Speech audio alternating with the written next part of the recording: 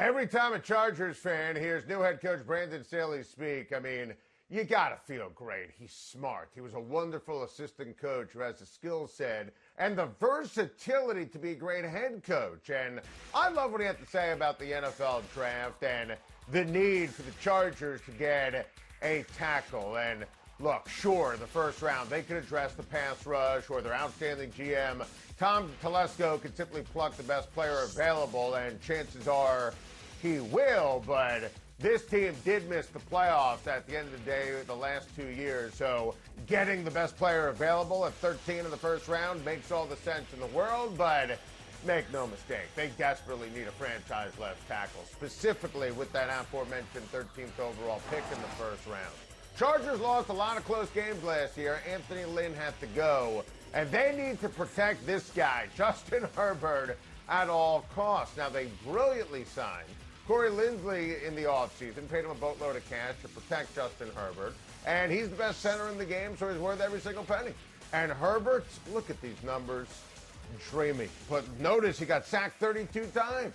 Justin Herbert is a star right away. As a rookie, he was everything I said he was going to be last year at this time before the draft. And remember, he did it with no true off season. That was a rookie season for the ages with a promise to be dominant, well, forever. The Chargers are my pick this year for a Cinderella team. I'm calling it now. They have the franchise quarterback who has the amazing connection with Keenan Allen. The defense is excellent. Joey Bosa is a star. Derwin James is coming back. The new coach, everything.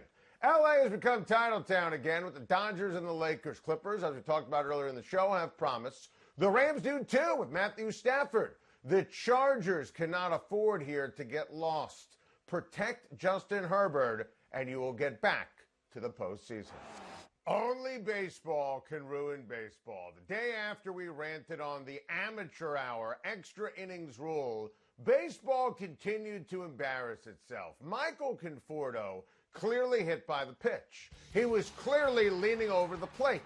It was clearly a strike. All the above added up to strike three and a 1-2 pitch. The bases loaded in the ninth in a tie game against the Marlins. But overmatched umpire Ron Culpa started to call strike three, but wrongly changed his call in the middle of it.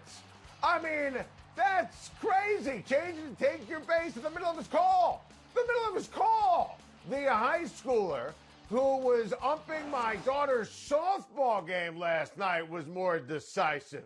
I loathe replay in all sports, but as you know, especially baseball. But look, if you're going to have replay, you should be able to have this subject to review. This is not a subjective call.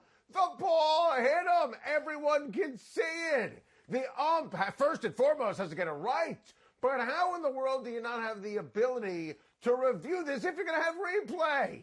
Yes, Ron Culpa had the old mea culpa and said sorry, but as Justin Bieber once said, it's too late now to say sorry. Rob Manfred continues to torture baseball fans because he isn't one of us. Common sense never prevails, and that's just sad and deflating. The Marlins got robbed. Baseball fans lost big time. Just another day at the office under Rob Manfred.